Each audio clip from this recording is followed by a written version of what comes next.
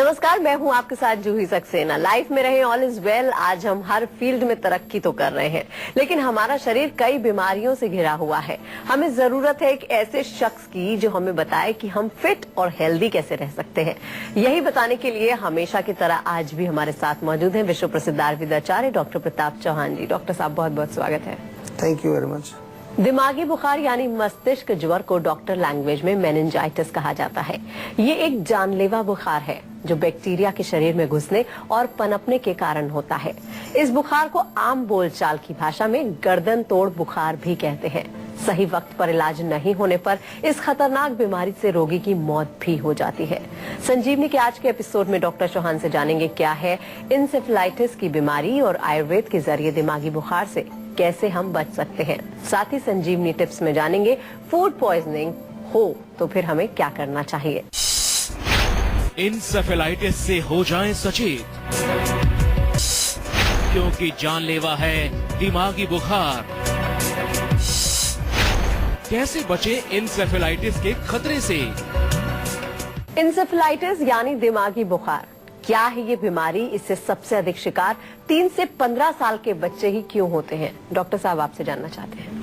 देखिए, डेफिनेटली जो है बच्चों में काफी होता है। इंसेफेलाइटिस का मतलब होता है दिमागी बुखार, आम भाषा में कहते हैं। हमारा ब्रेन जो है, मस्तिष्क जो है हमारा, उसमें इन्फेक्शन के कारण वहाँ स्वेलिंग आ जाती है, सूजन आ जाती है, जिसकी वजह से जो है बुखार भी होता है और कई प्रकार के लक्षण शरीर में हमारे मौजूद होते हैं। कई बार बहुत घातक ये हो जाता है, जानलेवा भी हो सकता है अगर इसका प्रॉपर इलाज ना किया जाए, क्योंकि ब्रेन हमारे जो शरीर का एक बहुत ही महत्वपूर्ण ऑर्गन है, बहुत ही महत्वपूर्ण एक हिस्सा है, जहां से पूरे शरीर का कंट्रोल हमारे जो है वहीं से चलता है। तो इसको समझना बहुत जरूरी है कि ये होता क्यों है, कैसे होता है, लक्षण क्या है। मैं इस बारे में आज हम डिटेल में थोड़ा बातचीत करेंगे आपके साथ। लेकिन अभी जो प्रश्न पूछा आपने कि भाई खास तौर से बच्चों में क्यों होता है 3 से 15 साल 14 साल की उम्र में, उसका डेफिनेटली होता है किसी को भी सकता है, बड़ों को भी हो सकता है, लेकिन बच्चों में ज्यादा इसलिए देखने को मिलता है कि बच्चों की जो हमारी इम्यूनिटी पावर है वो कमजोर होती है बच्चों की।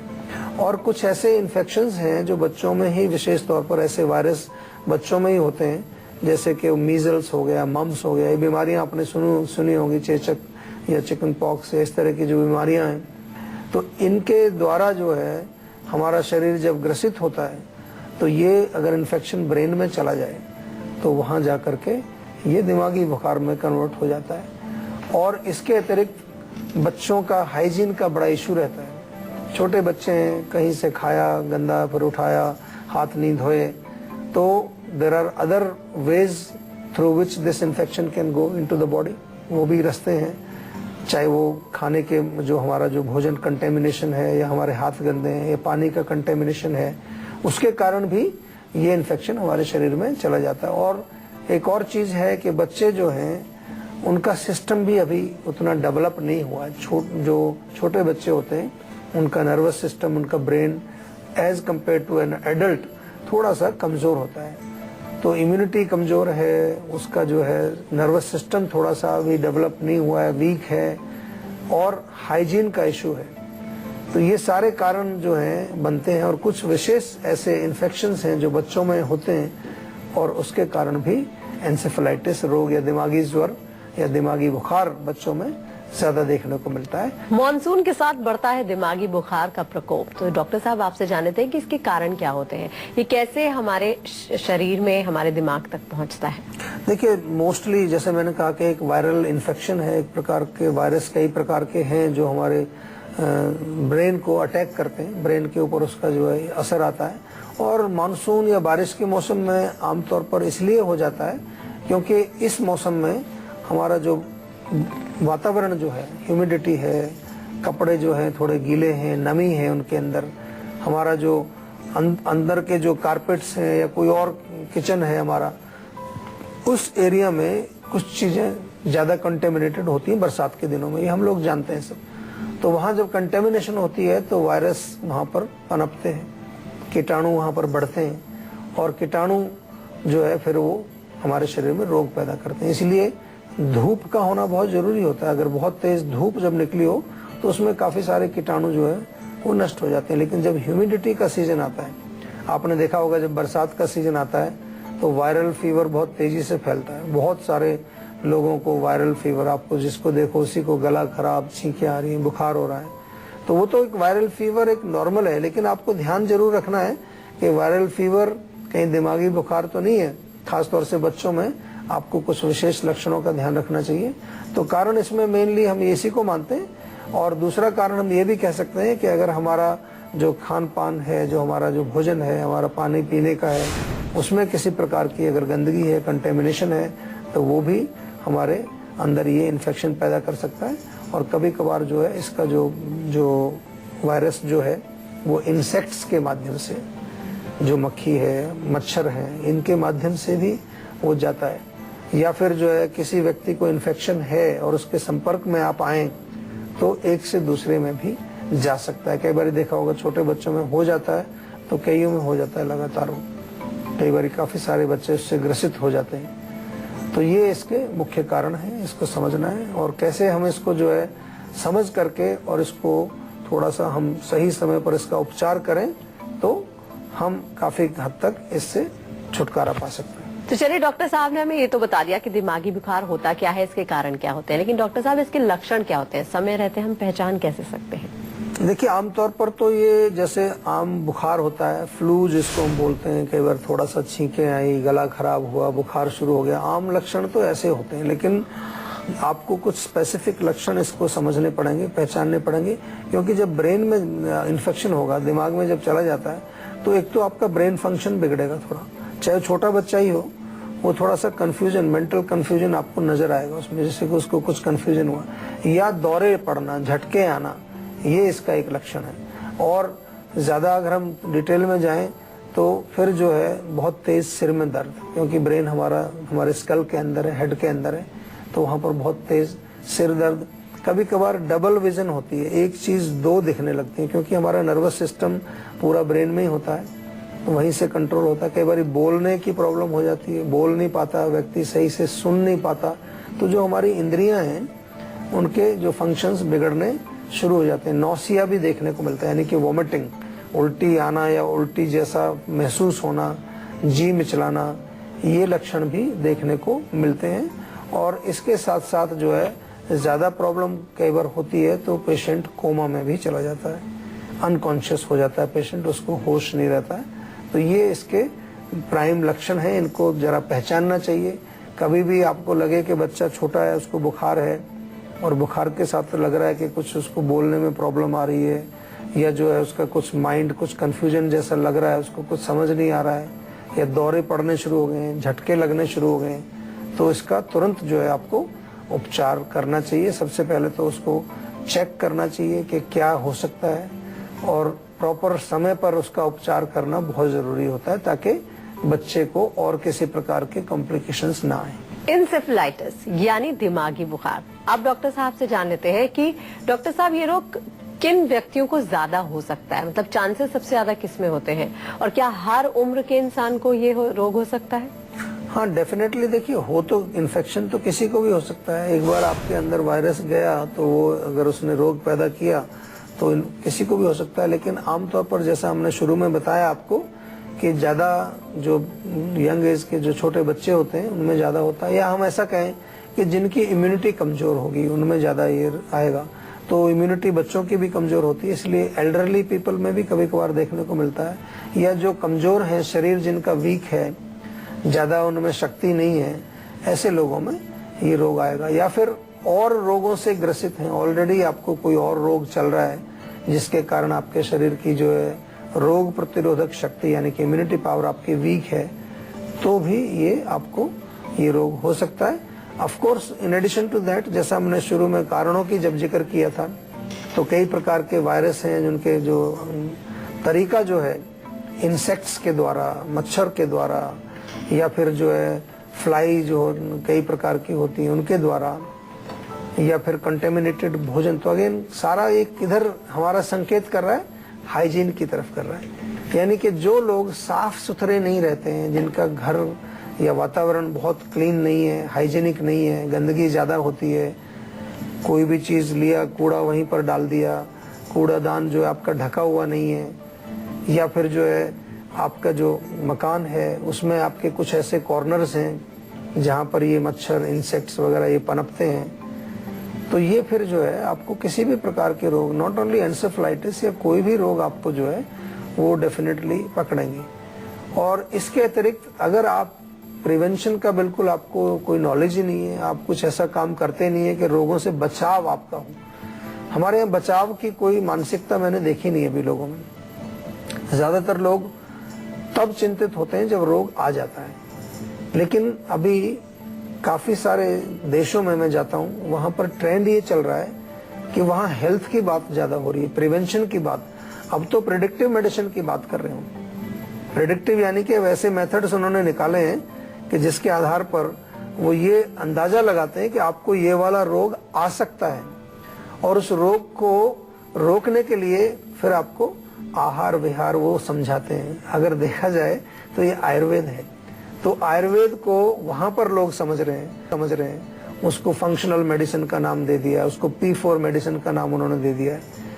लेकिन हमारे यहाँ पर हम क्या कर रहे हैं, हम अभी जो है अपने स्वास्थ्य के प्रति अपनी जो थोड़ी बहुत भी हमें जो चीजें आती थी, जो हमारे घर में हमारी दादी माँ, हमारे जो बुजुर्ग लोग हमें सिखाते थे, उनको भी भूल चुके हैं। आज की जनरेशन को अगर हम देखें तो कितनी सारी चीजें जो हमारे यहाँ हमारे कल्चर में थी कि आपको कोल्ड हो जाए तो ये ले लो, आपको चोट लग जाए तो हल्दी का दूध पी लीजिए, आपको फलानी चीज हो जाए तो ये लगा लीजिए। किचन में कितनी सारी चीजें हमारी होती थी, किसी को पता ही नहीं है। तो एक तो ये भी कारण है कि हमने ये शो शुरू किया ताकि इन चीजों को हम रिवाइव कर सकें। बैक्टीरिया की वजह से जिन्हें इंसेफेलाइटिस के हेल्थ इश्यूज हैं, यानी कि जो बीमार है इस बीमारी से, डॉक्टर साहब उनको क्या उपाय करने चाहिए?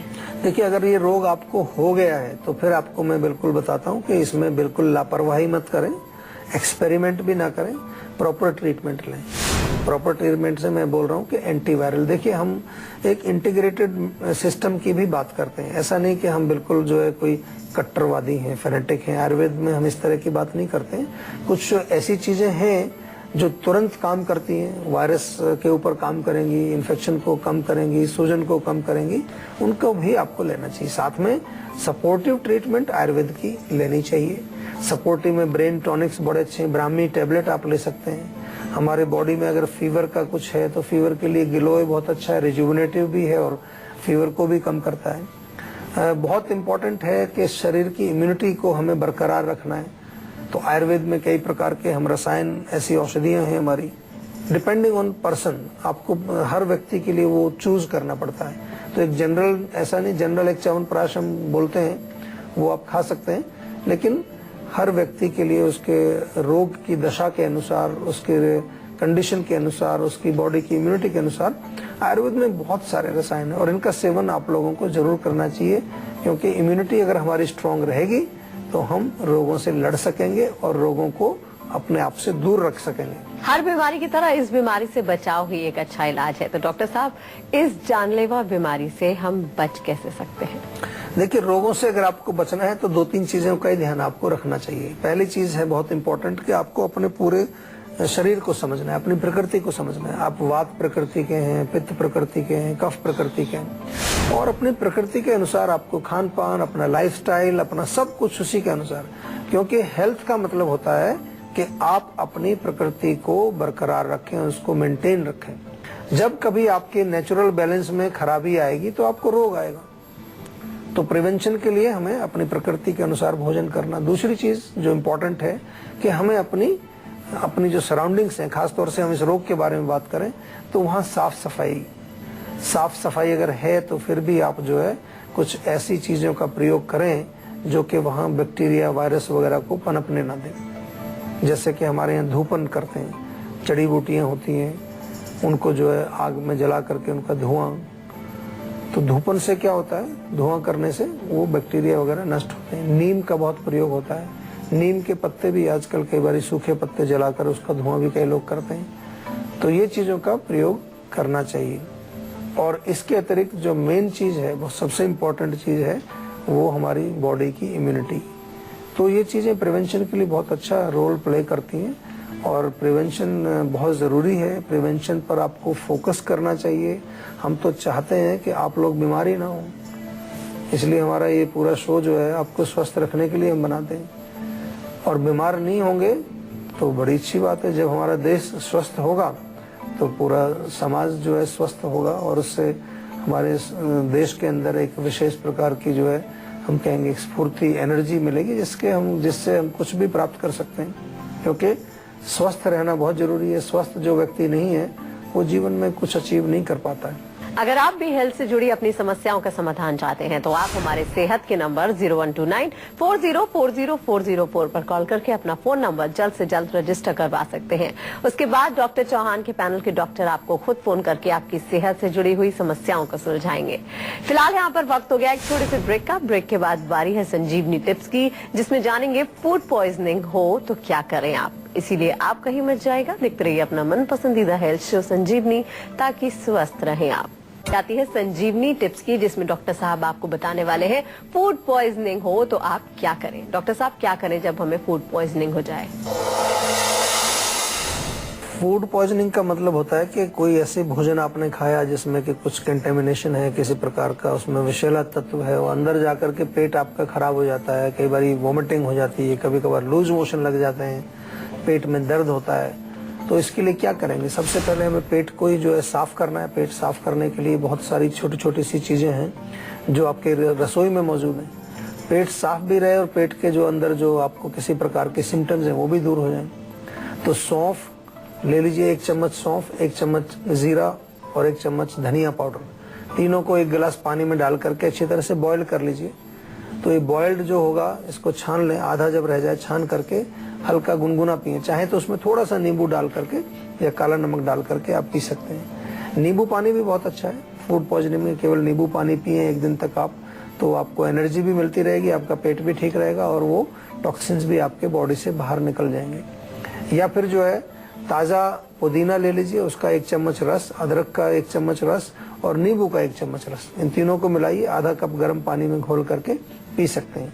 अजवाइन आपके घर में होगी तो अजवाइन भी आधा चम्मच 1 कप पानी में बॉईल करके अच्छी तरह से छान करके उसको आप पिएंगे, उससे भी आपको रिलीफ मिलेगा। और पेट में किसी प्रकार का अगर इन्फेक्शन हो तो लहसुन का सेवन कर सकते हैं।